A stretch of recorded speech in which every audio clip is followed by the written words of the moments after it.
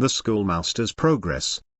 By Caroline M.S. Kirkland, 1801 to 1864. From the Gift for 1845, published late in 1844. Republished in the volume, Western Clearings, 1845, by Caroline M.S. Kirkland.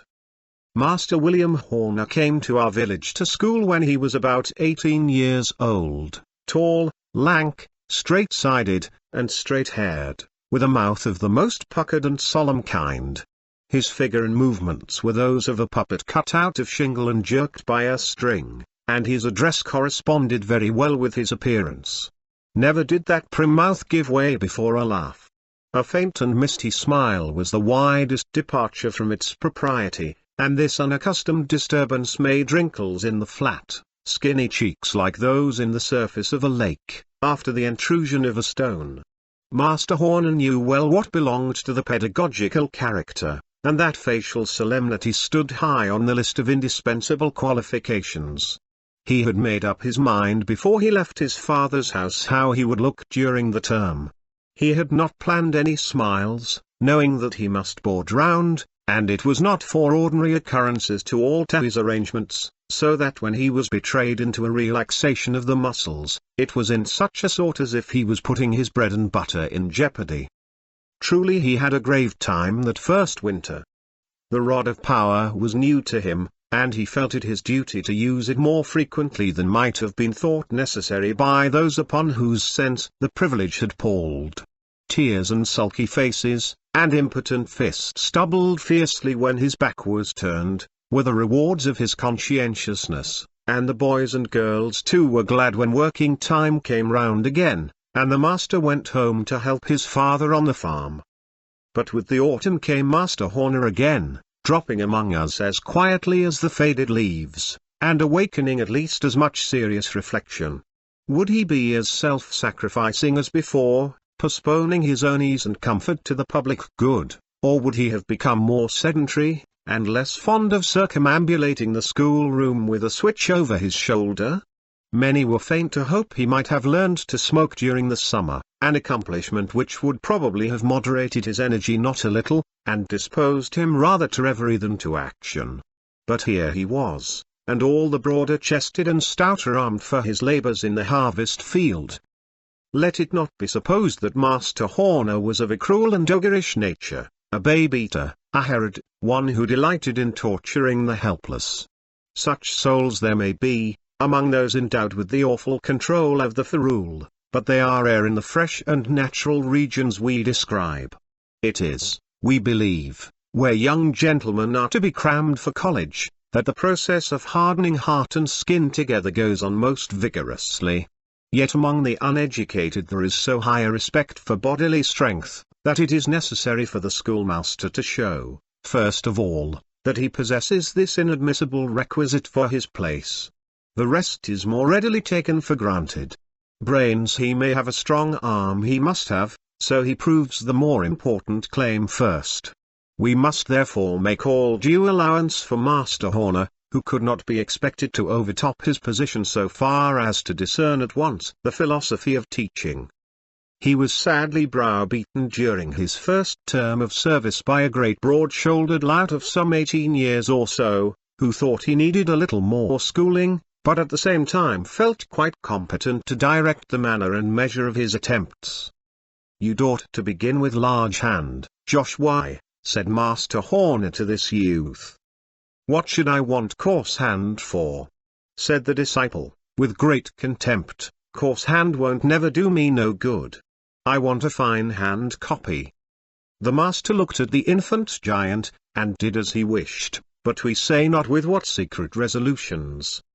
At another time, Master Horner, having had a hint from someone more knowing than himself, proposed to his elder scholars to write after dictation, expatiating at the same time quite floridly, the ideas having been supplied by the knowing friend, upon the advantages likely to arise from this practice, and saying, among other things, "It will help you, when you write letters, to spell the words good." "Pooh!" said Joshua, "spellin' ain't nothin', let them that finds the mistakes correct 'em." I'm for everyone's having a way of their own." "How dared you be so saucy to the master?" asked one of the little boys, after school. "Because I could lick him, easy," said the hopeful Joshua, who knew very well why the master did not undertake him on the spot. Can we wonder that Master Horner determined to make his empire good as far as it went? A new examination was required on the entrance into a second term, and, with whatever secret trepidation, the master was obliged to submit. Our law prescribes examinations, but forgets to provide for the competency of the examiners, so that few better farces offer than the course of question and answer on these occasions. We know not precisely what were Master Horner's trials, but we have heard of a sharp dispute between the inspectors whether Angel spelt angle or angel. Angle had it, and the school maintained that pronunciation ever after. Master Horner passed, and he was requested to draw up the certificate for the inspectors to sign, as one had left his spectacles at home, and the other had a bad cold, so that it was not convenient for either to write more than his name. Master Homer's exhibition of learning on this occasion did not reach us, but we know that it must have been considerable, since he stood the ordeal. "What is orthography?" said an inspector once, in our presence.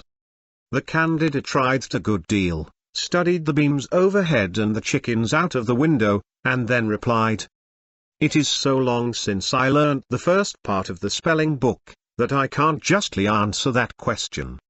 But if I could just look it over, I guess I could." Our schoolmaster entered upon his second term with new courage and invigorated authority. Twice certified, who should dare doubt his competency? Even Joshua was civil, and Les Alouts of course obsequious, though the girls took more liberties, for they feel even at that early age, that influence is stronger than strength. Could a young schoolmaster think of feruling a girl with her hair in ringlets and a gold ring on her finger? Impossible, and the immunity extended to all the little sisters and cousins, and there were enough large girls to protect all the feminine part of the school. With the boys Master Horner still had many a battle, and whether with a view to this, or as an economical ruse, he never wore his coat in school, saying it was too warm.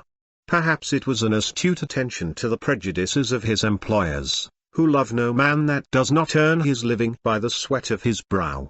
The shirt sleeves gave the idea of a manual labor school in one sense at least. It was evident that the master worked, and that afforded a probability that the scholars worked too. Master Horner's success was most triumphant that winter. A year's growth had improved his outward man exceedingly, filling out the limbs so that they did not remind you so forcibly of a young colt's, and supplying the cheeks with the flesh and blood so necessary where moustaches were not worn. Experience had given him a degree of confidence, and confidence gave him power. In short, people said the master had waked up, and so he had. He actually set about reading for improvement, and although at the end of the term he could not quite make out from his historical studies which side Hannibal was on, yet this is readily explained by the fact that he boarded round, and was obliged to read generally by firelight, surrounded by ungoverned children. After this, Master Horner made his own bargain. When school time came round with the following autumn, and the teacher presented himself for a third examination, such a test was pronounced no longer necessary, and the district consented to engage him at the astounding rate of $16 a month, with the understanding that he was to have a fixed home, provided he was willing to allow $1 a week for it. Master Horner bethought him of the successive killing times, and consequent donuts of the 20 families in which he had sojourned the years before, and consented to the exaction.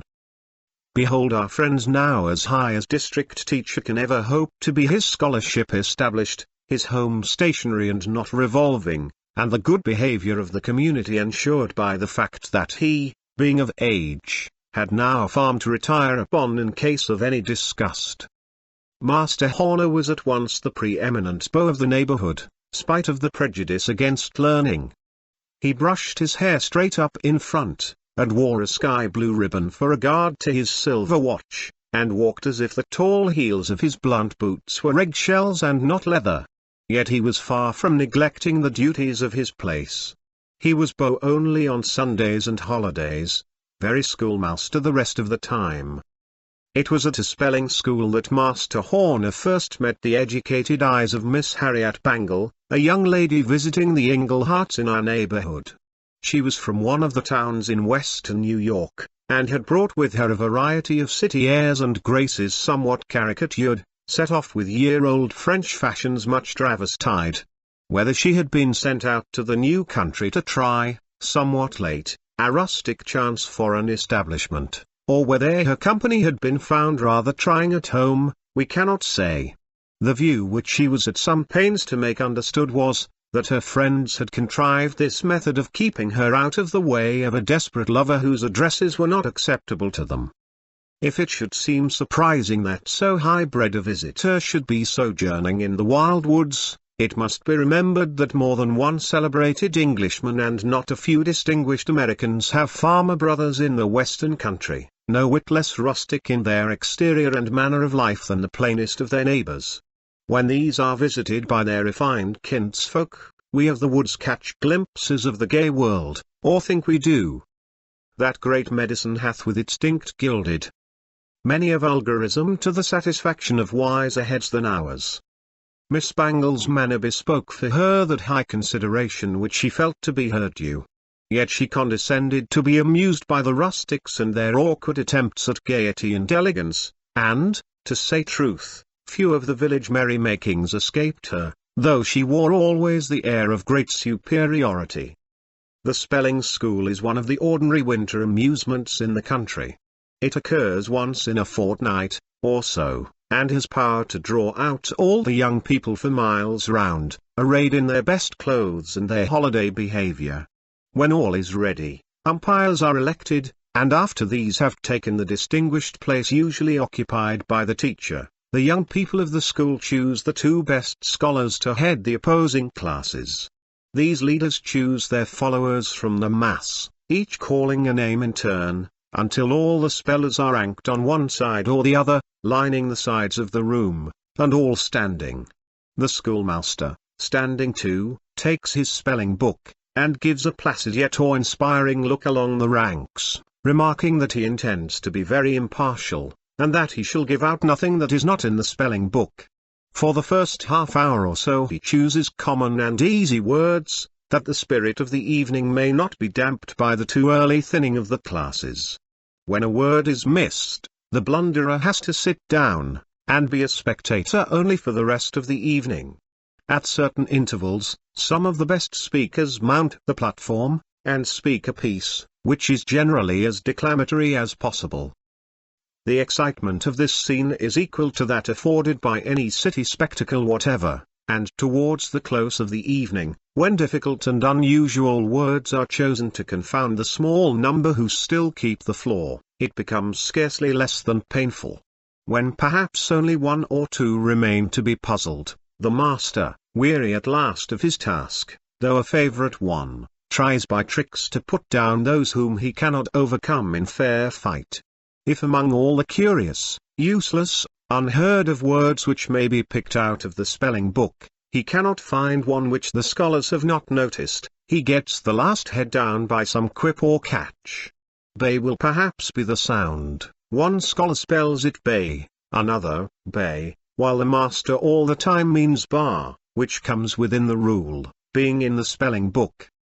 It was on one of these occasions, as we have said, that Miss Bangle, having come to the spelling school to get materials for a letter to a female friend, first shone upon Mr. Horner.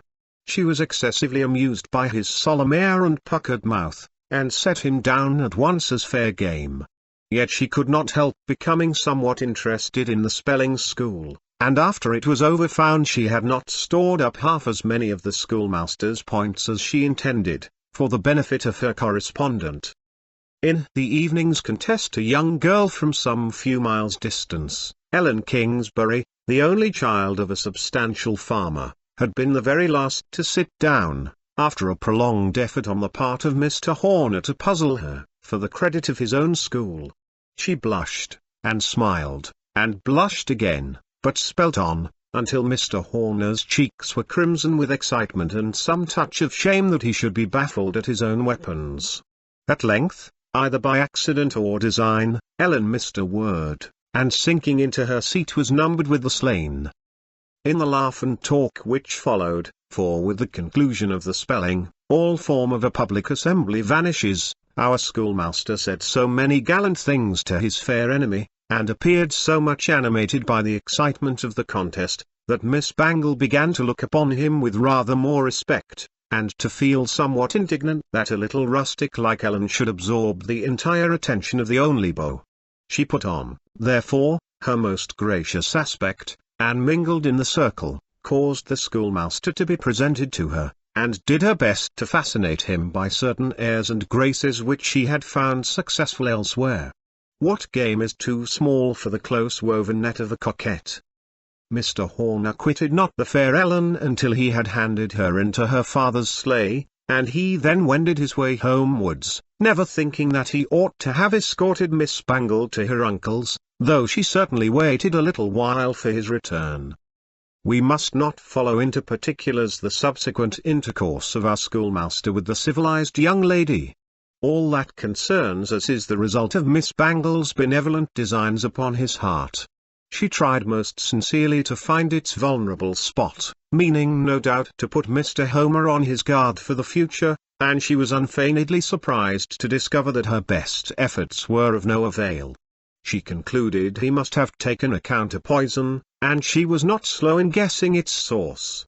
She had observed the peculiar fire which lighted up his eyes in the presence of Ellen Kingsbury, and she bethought her of a plan which would ensure her some amusement at the expense of these impertinent rustics, though in a manner different somewhat from her original more natural idea of simple coquetry. Our letter was written to Master Horner, purporting to come from Ellen Kingsbury, worded so artfully that the schoolmaster understood at once that it was intended to be a secret communication, though its ostensible object was an inquiry about some ordinary affair. This was laid in Mr. Horner's desk before he came to school, with an intimation that he might leave an answer in a certain spot on the following morning. The bait took at once, for Mr. Horner, honest and true himself, and much smitten with the fair Ellen, was too happy to be circumspect. The answer was duly placed, and as duly carried to Miss Bangle by her accomplice, Joe Inglehart, an unlucky pickle who was always for ill, never for good, and who found no difficulty in obtaining the letter unwatched, since the master was obliged to be in school at 9, and Joe could always linger a few minutes later. This answer being opened and laughed at, Miss Bangle had only to contrive a rejoinder, which being rather more particular in its tone than the original communication, led on yet again the happy schoolmaster, who branched out into sentiment, taffeta phrases, silken terms precise, talked of hills and dales and rivulets, and the pleasures of friendship, and concluded by entreating a continuance of the correspondence. Another letter and another, every one more flattering and encouraging than the last, almost turned the sober head of our poor master, and warmed up his heart so effectually that he could scarcely attend to his business. The spelling schools were remembered, however, and Ellen Kingsbury made one of the merry company, but the latest letter had not forgotten to caution Mr. Horner not to betray the intimacy, so that he was in honour bound to restrict himself to the language of the eyes hard as it was to forbear the single whisper for which he would have given his very dictionary. So, their meeting passed off without the explanation which Miss Bangle began to fear would cut short her benevolent amusement. The correspondence was resumed with renewed spirit, and carried on until Miss Bangle, though not overburdened with sensitiveness, began to be a little alarmed for the consequences of her malicious pleasantry. She perceived that she herself had turned schoolmistress, and that Master Horner, instead of being merely her dupe, had become her pupil too, for the style of his replies had been constantly improving and the earnest and manly tone which he assumed promised anything but the quiet, sheepish pocketing of injury and insult, upon which she had counted. In truth, there was something deeper than vanity in the feelings with which he regarded Ellen Kingsbury. the encouragement which he supposed himself to have received, threw down the barrier which his extreme bashfulness would have interposed between himself and anyone who possessed charms enough to attract him, and we must excuse him if, in such a case, he did not criticize the mode of encouragement, but rather grasped eagerly the proffered good without a scruple, or one which he would own to himself, as to the propriety with which it was tendered.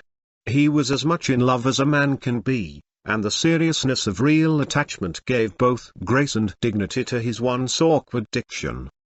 The evident determination of Mr. Horner to come to the point of asking Papa brought Miss Bangle to a very awkward pass. She had expected to return home before matters had proceeded so far, but being obliged to remain some time longer, she was equally afraid to go on and to leave off, a denouement being almost certain to ensue in either case. Things stood thus when it was time to prepare for the grand exhibition which was to close the winter's term. This is an affair of too much magnitude to be fully described in the small space yet remaining in which to bring out our veracious history. It must be slubbered or in haste, its important preliminaries left to the cold imagination of the reader, its fine spirit perhaps evaporating for want of being embodied in words.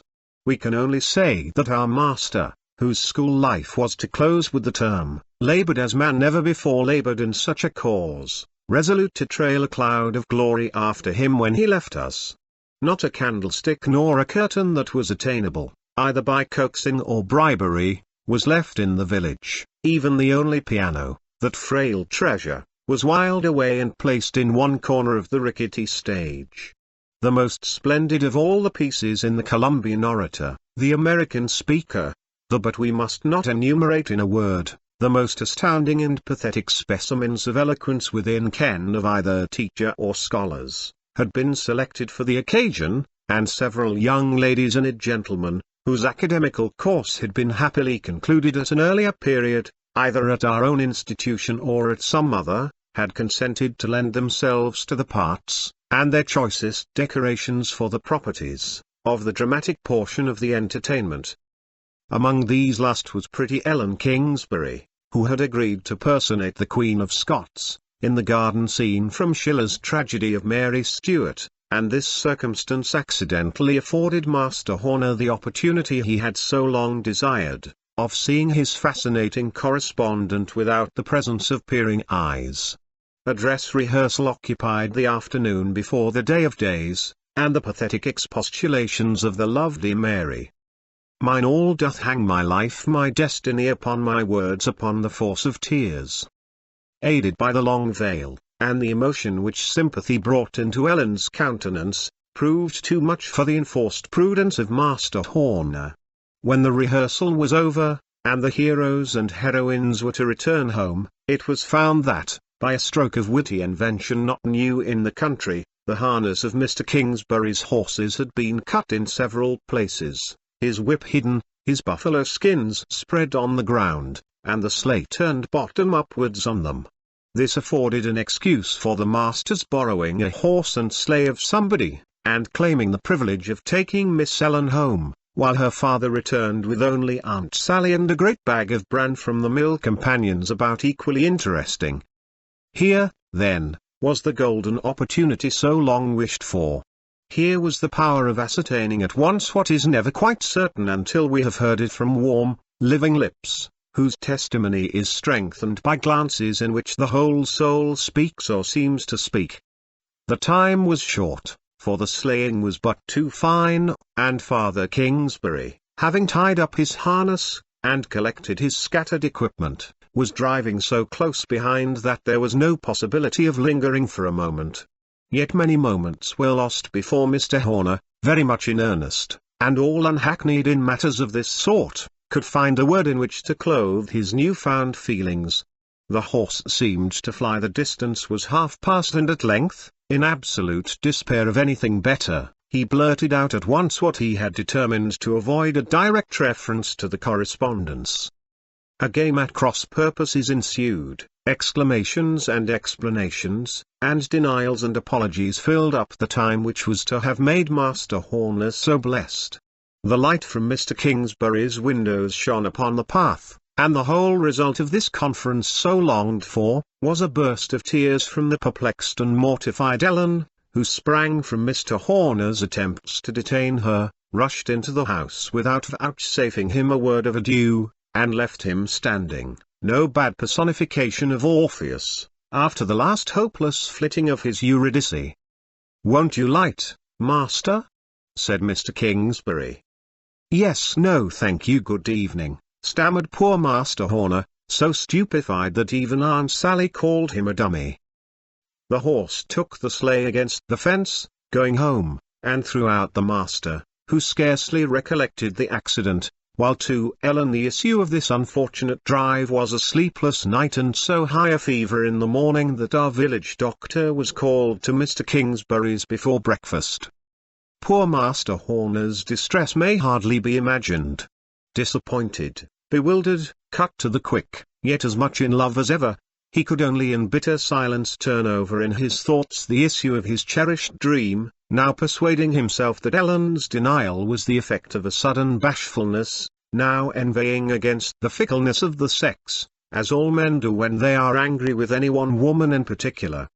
But his exhibition must go on in spite of wretchedness, and he went about mechanically, talking of curtains and candles, and music, and attitudes, and pauses, and emphasis, looking like a somnambulist whose eyes are open but their senses shut, and often surprising those concerned by the utter unfitness of his answers. It was almost evening when Mr. Kingsbury, having discovered, through the intervention of the doctor and Aunt Sally, the cause of Ellen's distress, made his appearance before the unhappy eyes of Master Horner, angry, solemn and determined, taking the schoolmaster apart, and requiring an explanation of his treatment of his daughter. In vain did the perplexed lover ask for time to clear himself, declare his respect for Miss Ellen and his willingness to give every explanation which she might require. The father was not to be put off, and though excessively reluctant, Mr. Horner had no resource but to show the letters which alone could account for his strange discourse to Ellen. He unlocked his desk, slowly and unwillingly, while the old man's impatience was such that he could scarcely forbear thrusting in his own hand to snatch at the papers which were to explain this vexatious mystery. What could equal the utter confusion of Master Horner and the contemptuous anger of the father, when no letters were to be found? Mr. Kingsbury was too passionate to listen to reason, or to reflect for one moment upon the irreproachable good name of the schoolmaster. He went away in inexorable wrath, threatening every practicable visitation of public and private justice upon the head of the offender, whom he accused of having attempted to trick his daughter into an entanglement which should result in his favour. A doleful exhibition was this last one of our thrice approved and most worthy teacher. Stern necessity and the power of habit enabled him to go through with most of his part, but where was the proud fire which had lighted up his eye on similar occasions before? He sat as one of three judges before whom the unfortunate Robert Emmet was dragged in his shirt sleeves, by two fierce-looking officials, but the chief judge looked far more like a criminal than did the proper representative. He ought to have personated Othello, but was obliged to excuse himself from raving for the handkerchief. The handkerchief. On the rather anomalous plea of a bad cold.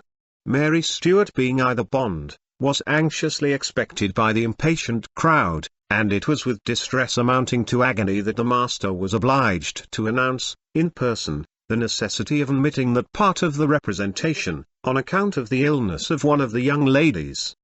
Scarcely had the words been uttered, and the speaker hidden his burning face behind the curtain, when Mr. Kingsbury started up in his place amid the throng, to give a public recital of his grievance, no uncommon resort in the new country. He dashed at once to the point, and before some friends who saw the utter impropriety of his proceeding could persuade him to defer his vengeance, he had laid before the assembly, some 300 people, perhaps his own statement of the case. He was got out at last, half coaxed, half hustled, and the gentle public, only half understanding what had been set forth thus unexpectedly, made quite a pretty row of it. Some clamoured loudly for the conclusion of the exercises, others gave utterances in no particularly choice terms to a variety of opinions as to the schoolmaster's proceedings, varying the note occasionally by shouting, "The letters! The letters! Why don't you bring out the letters?" At length, by means of much rapping on the desk by the president of the evening, who was fortunately a popular character, order was partially restored, and the favourite scene from Miss Moore's dialogue of David and Goliath was announced as the closing piece. The sight of little David in a white tunic edged with red tape, with a calico scrip and a very primitive-looking sling, and a huge Goliath decorated with a militia belt and sword, and a spear like a weaver's beam indeed, enchained everybody's attention.